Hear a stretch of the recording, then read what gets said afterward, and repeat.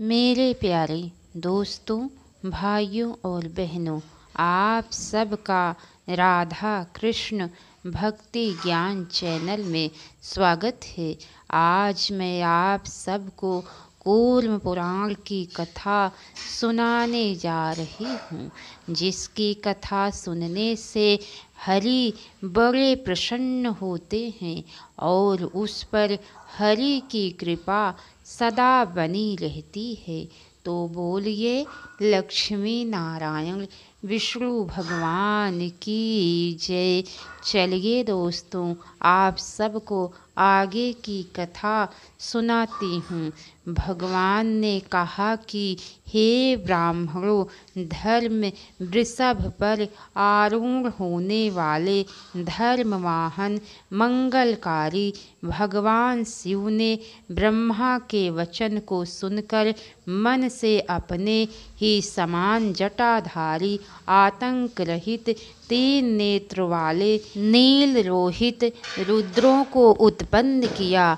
उनसे भगवान ब्रह्मा ने कहा, जन्म लेने वाली और मृत्यु को प्राप्त होने वाली प्रजा की सृष्टि करो। वे ईश बोले कि हे जगन्नाथ, मैं मृत्यु एवं वृद्धा अवस्था को प्राप्त होने वाली प्रजा की सृष्टि नहीं करूँगा। ऐसी अशुभ प्रजाओं को आप ही उत्पन्न करें। तब कमल से उत्पन्न ब्रह्मा ने सृष्टि विस्तार के कार्य से रुद्र को रोककर स्वयं सभी स्थानाभिमानियों को उत्पन्न किया। मैं उन्हें बता रहा हूँ, आप लोग सुने।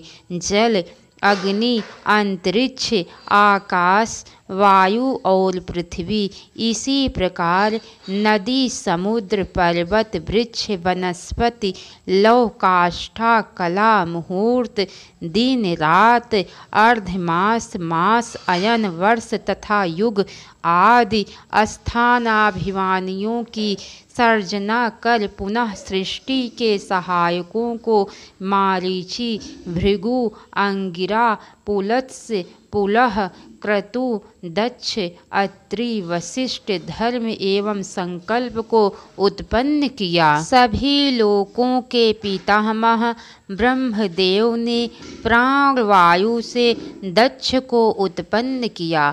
इसी प्रकार नेत्रों से मारीच, सिर से अंगिरा, हृदय से भृगु, कानों से अत्रि नाम वाले ऋषि को, व्यवसाय से धर्म को और संकल्प से संकल्प को, तथा ऐसे ही उदान वायु से पुलस्स्य, व्यान वायु से पुलह, मुनि आपान वायु से शांत स्वभाव क्रतु और समान वायु से वशिष्ठ को उत्पन्न किया।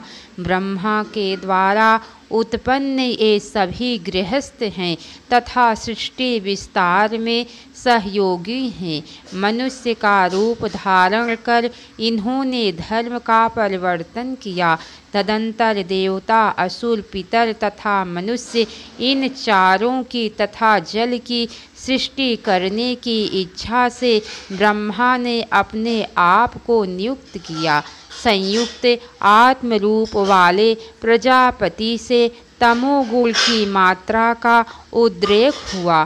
तदंतर उनकी जंघा से पहले तमोगुणी असुर योनि के पुत्र उत्पन्न हुए। असुरों की सृष्टि कर पुरुषोत्तम ने उस तमोमय शरीर का परित्याग कर दिया। उनके द्वारा छोड़ा गया वह शरीर शीघ्र ही रात्रि के रूप में परिवर्तित हो गया। वह रात्रि चूँकि अंधकार की अधिकता वाली रहती है, अतः उसमें रात्रि में प्रजाएं सोती हैं। पुनः देव ने सत्गुणात्मक दूसरे शरीर को धारण किया और तब उनके मुख से दीप्तिमान देवता प्रादुर्भूत हुए। उन्होंने प्रजापति ने वह शरीर भी छोड़ दिया। वह सत्वगुण की अधिकता वाला शरीर दिन हुआ। धर्मात्मा देवता इसीलिए दिन का सेवन करते हैं। पुनः उन्होंने सत्वगुणात्मक ही एक दूसरे शरीर को धारण किया। पिता के समान मानने वाले उनके द्वारा पितर उत्पन्न हुए। विश्व की संरचना करने वाले उन्होंने ब्रह्मा ने पितरों को सृष्टि कर उस शरीर को भी छोड़ दिया।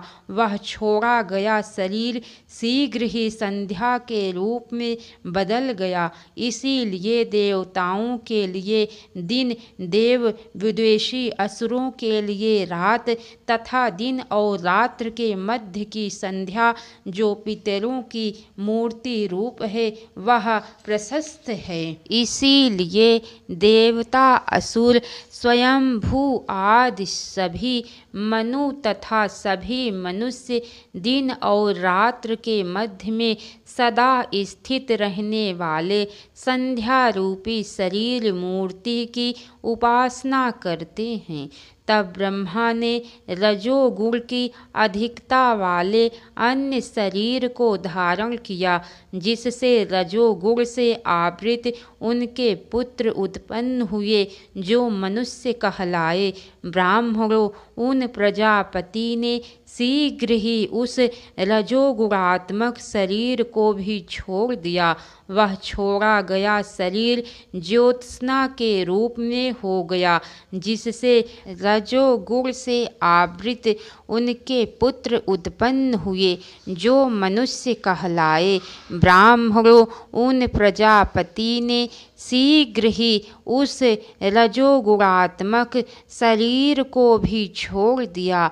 वह छोड़ा गया शरीर ज्योत्सना के रूप में हो गया, जिसे प्रौक संध्या कहा जाता है। हे ब्राह्मणों, भगवान ब्रह्मा फिर तम तथा रजोमयी मूर्ति शरीर को पुनः धारण कर पुनः योग युक्त हुए। इस शरीर से अंधकार में भूख से व्याकुल होने वाले राक्षस पुत्र उत्पन्न हुए। तमोगुण तथा रजोगुण की अधिकता वाले वे महान बलशाली पुत्र निशाचर कहलाए। ऐसे ही सर्प, यक्ष, भूत तथा गंधर्व उत्पन्न हुए। तदंतर रजोगुण तथा तमोगुण से आविष्ट अन्य प्राणियों को भी प्रभु ने उत्पन्न किया। वह अवस्था से पक्षियों की सृष्टि करने के अनंतर ब्रह्मा ने वक्ष स्थल से भेड़ों को उत्पन्न किया, मुख से बकरों को उत्पन्न किया और उदर देश से गौओं की सृष्टि की। पैरों से हाथियों सहित घोड़ों, गधों, गाय के समान ही दूसरे प्रकार की गायों को, नील गाय, मृगों, ऊँटों, खच्चरों, न्यायकों, मृग विशेष तथा अन्य त्रियक आदि योनियों को उत्पन्न किया। मूलवासी औषधियाँ उनके रोम से पैदा हुई। ब्रह्मा जी ने अपने प्रथम पूर्व मुख से गायत्री छंद, ऋग्वेद, त्रिवित साम, रथंतर साम और यज्ञों में अग्निष्टोम नामक यज्ञ को उत्पन्न किया। दक्षिण मुख से यजुर्वेद, त्रिष्टुभ छंद, पंचदश अस्तोम मंत्रों का समूह विशेष बृहत् साम तथा उक्त नाम वेदों मंत्र का सृजन किया। पश्चिम मुख से सामवेद, जगती छंद, सप्तदश अस्तोम मंत्रों का समूह विशेष और वैरूप तथा अतिरात्र नामक यज्ञों को उत्पन्न किया। उत्तर मुख से 21 शाखाओं वाले अथर्ववेद, अनुष्टुप छंद और आयोत्तरामी तथा वैराज नामक यज्ञ को उत्पन्न किया। प्रजापति ब्रह्मा के द्वारा प्रजाओं की सृष्टि करते समय उनके शरीर से उच्च एवं निम्न कोटि के अन्य भी प्राणियों की सृष्टि हुई। देवता, ऋषि, पितर तथा मनुष्य, इन 4 प्रकार की सृष्टि करके ब्रह्मा ने चर तथा अचर सभी प्राणियों की सृष्टि की। यक्षों, पिशाचों, गंधर्वों तथा शुभ अप्सराओं, नरों, किन्नरों, राक्षसों, पक्षियों, पशुओं, मृगों तथा सर्पों को उत्पन्न किया। नित्य एवं अनित्य भेद से चर एवं अचर सृष्टि 2 प्रकार की होती है। पहले की सृष्टि में उन प्राणियों के जो जो कर्म निश्चित थे, अगली सृष्टि में भी उत्पन्न होकर वे बार बार उन्हीं कर्मों को प्राप्त करते हैं। इसीलिए उसी प्रकार की भावना संस्कार से प्रेरित होकर वे प्राणी हिंसक, अहिंसक, कोमल, क्रूर, धर्म, अधर्म तथा सत्य एवं असत्य की प्रवृत्तियाँ प्राप्त करते हैं और वही कर्म उन्हें रुचिकर भी लगता है। विधाता ने स्वयं ही प्राणियों की इंद्रियों के विषयों में महाभूतों और मूर्तियों में भिन्नता और विनियोग की व्यवस्था की है। उन महेश्वर ने प्रारंभ में वेद के शब्दों से ही प्राणियों के नाम और रूप तथा कर्मों की विविधता का निर्माण किया है। वेदों में जिन सिद्धांतों और आर्ष नामों का प्रतिपादन हुआ है, उन्हीं नामों को ब्रह्मा प्रलय काल रात्रि के अंत में उत्पन्न पदार्थों को प्रदान करते हैं। प्रलय काल से पूर्व जो ऋतुएं और ऋतुओं के चिन्ह तथा अनेक प्रकार के रूप आकार दिखलाई देते थे, अगले युगों में वे उन्हीं नाम रूपों तथा भावों में प्रकट होकर दिखलाई देते हैं। कूर्म भगवान ने कहा, इस प्रकार अस्थावर तथा जंगम प्राणियों की सृष्टि हुई, किंतु जब उन बुद्धिमान ब्रह्मा द्वारा उत्पन्न की गई प्रजाओं में वृद्धि नहीं हुई, तब तमोगुण की अधिकता से आवृत ब्रह्मा दुखी होकर चिंता करने लगे और फिर उन्होंने अर्थ का निश्चय करने वाली बुद्धि को ग्रहण किया। तदंतर उन्होंने स्वधर्मानुसार रजोगुण एवं सत्वगुण को आवृत कर स्थित रहने वाली तथा कर्म की नियामिका तमोवृत्ति को अपनी आत्मा में देखा। तत्पश्चात सत्वगुण से संयुक्त रजोगुण ने उस तमोगुण को दूर किया और दूर हुआ वह तम 2 भागों में विभक्त हो गया। हे ब्राह्मणों, इस प्रकार 2 भागों में विभक्त हुए तम से धर्माचरण और अशुभ लक्षणों वाली हिंसा उत्पन्न हुई। तब ब्रह्मा जी ने अपने उस प्रकाशमान शरीर को छोड़ दिया। पुनः पुरातन पुरुष प्रभु ने अपने शरीर को 2 भागों में बांटा, आधे से पुरुष हुआ और आधे से नारी। तत्पश्चात उन्होंने विराट पुरुष को उत्पन्न किया। उन्होंने शतरूपा नाम वाली कल्याणमयी योगिनी नारी को बनाया। वह पृथ्वी लोक तथा धूलोक को अपनी महिमा से व्याप्त कर प्रतिष्ठित हुई। वह शतरूपा नाम वाली नारी योग के ऐश्वर्य एवं बल से संपन्न तथा ज्ञान विज्ञान से युक्त थी और जो पुरुष से अव्यक्त अजन्मा ब्रह्मा का विराट नामक पुत्र उत्पन्न हुआ, वह देव पुरुष मुनि स्वयंभू मनु के रूप में प्रसिद्ध हुआ। शतरूपा नाम वाली उस देवी ने अत्यंत कठोर तप करके ब्रह्मा जी के पुत्र स्वयंभू मनु को ही अपना पति बनाया और शतरूपा ने उनसे मनु से 2 पुत्र उत्पन्न किए। ये ही प्रिय व्रत तथा उत्तानपाद नामक 2 पुत्र थे। इनके अतिरिक्त 2 श्रेष्ठ कन्याएं भी हुई। उन 2 कन्याओं में से स्वयंभू मनु ने प्रसूति नामक एक कन्या दक्ष प्रजापति को प्रदान की और आकुति नामक दूसरी कन्या को ब्रह्मा जी के मानस पुत्र रुचि प्रजापति ने ग्रहण किया।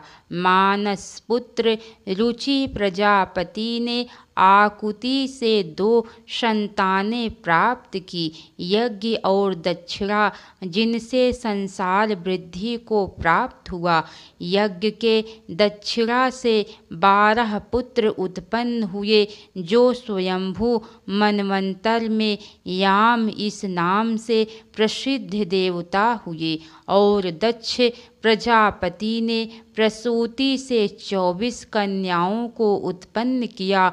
उनके नामों को भली भांति सुनो।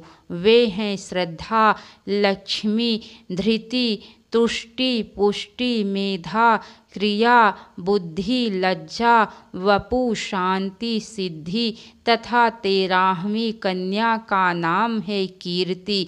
दक्ष प्रजापति की इन 13 दक्षायणी मंगलमयी कन्याओं को धर्म ने पत्नी रूप में ग्रहण किया। उन 13 कन्याओं के अतिरिक्त इनसे सुंदर आँखों वाली दक्ष की 11 अवस्था में छोटी कन्याएं और थी, जिनके नाम है ख्याति, सती, संभूति, स्मृति, प्रीति, क्षमा, संतति, अनसुईया, ऊर्जा, स्वाहा तथा स्वधा। श्रेष्ठ मुनियों, ख्याति, सती आदि जो 11 कन्याएं थी, उन्हें क्रमशः भृगु, मारीच, अंगिरा मुनि, पुलत्स्य, पुलह, परम धर्मज्ञ, क्रतु, अत्रि, वशिष्ठ नामक मुनियों ने, अग्निदेव और पितरों ने ग्रहण किया। श्रद्धा का पुत्र काम तथा लक्ष्मी का पुत्र दर्प नाम से कहा जाता है। धृति का नियम नामक पुत्र तथा तुष्टि का पुत्र संतोष कहलाता है। पुष्टि का पुत्र लाभ और मेधा का पुत्र श्रुत हुआ। क्रिया का पुत्र दंड हुआ और वही समय भी कहलाता है। बुद्धि से बोध नामक पुत्र और उसी प्रकार अप्रमाद नामक पुत्र भी हुआ। लज्जा का विनय नामक पुत्र और वपु का व्यवसायक हुआ।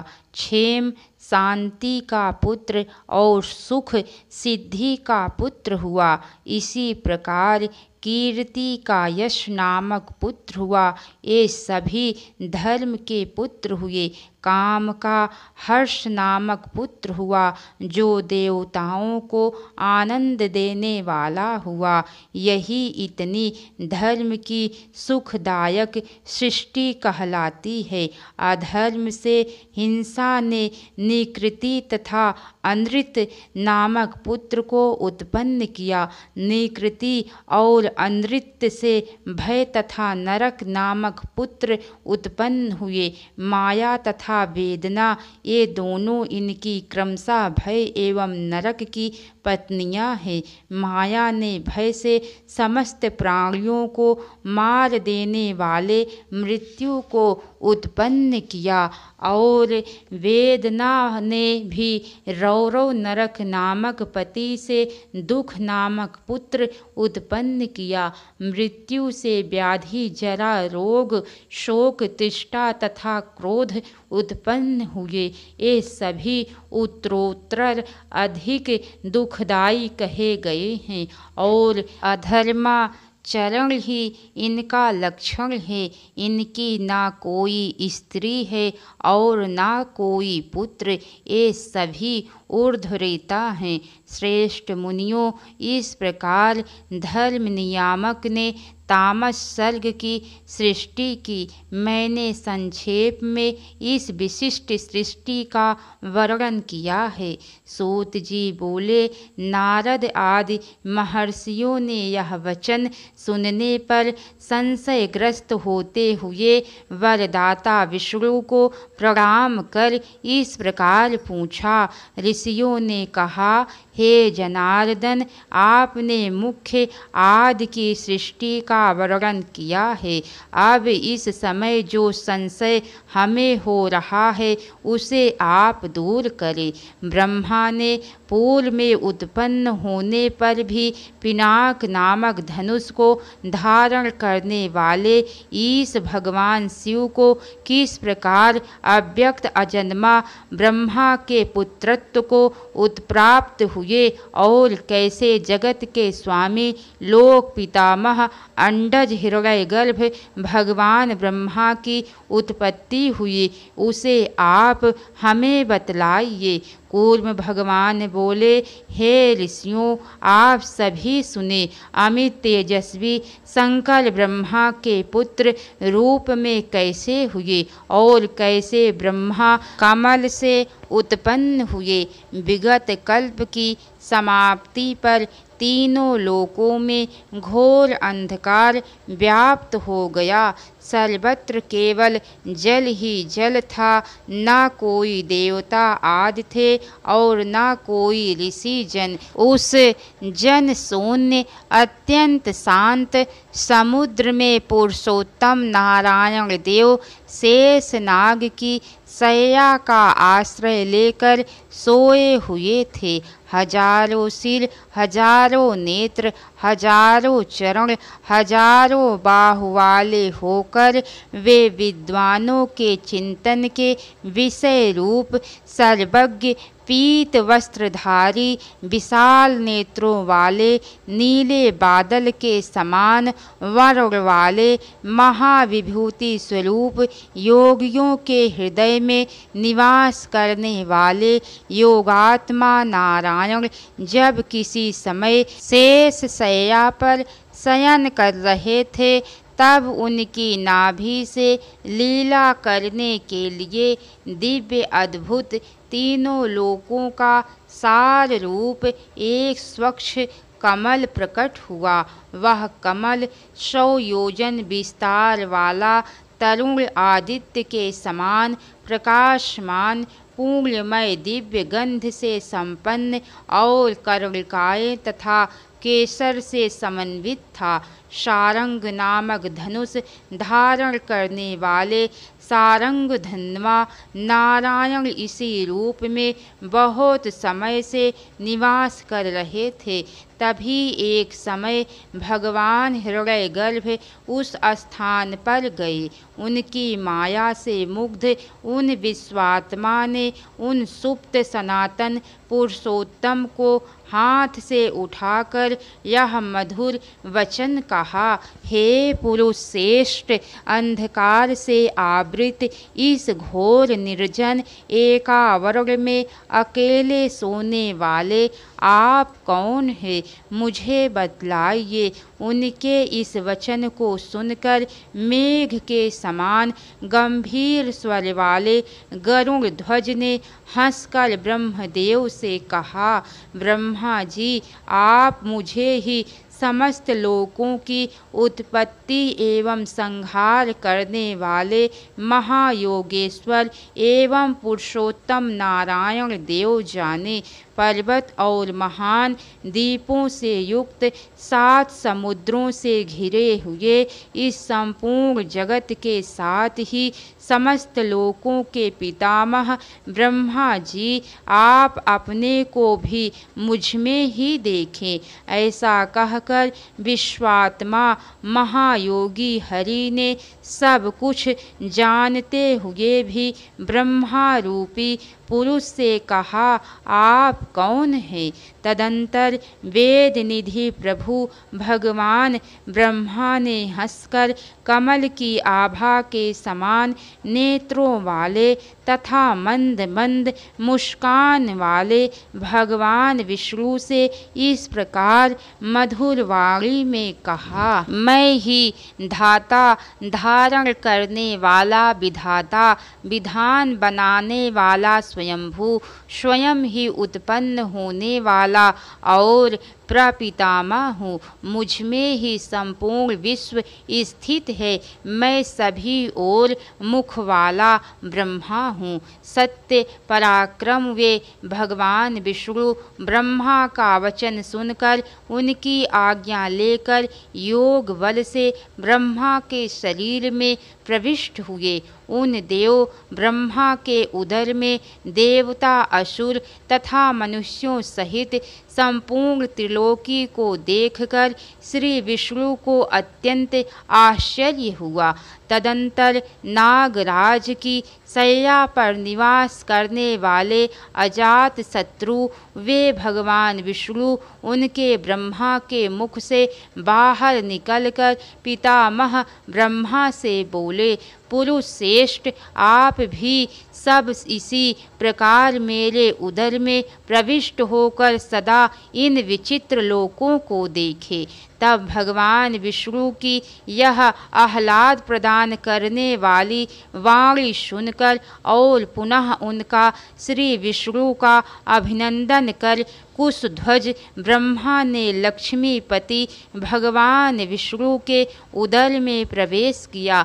सत्य विक्रम ब्रह्मा ने उन्हीं लोकों को भगवान विष्णु के उदर में स्थित देखा जिन्हें श्री भगवान विष्णु ने ब्रह्मा के उदर में देखा था। देव के उदर में भ्रमण करते हुए उन्हें हरि विष्णु का कोई अंत दिखाई नहीं दिया। तदंतर महात्मा जनार्दन ने अपनी इंद्रियों के सभी द्वारों को बंद कर दिया। तब ब्रह्मा ने उनकी नाभि में द्वार प्राप्त किया। सुवर्णमय अंड से उत्पन्न चतुर्मुख ब्रह्मा ने योग बल से उसमें नाभि से प्रवेश कर नाभि से उत्पन्न कमल से अपने रूप को बाहर निकाला।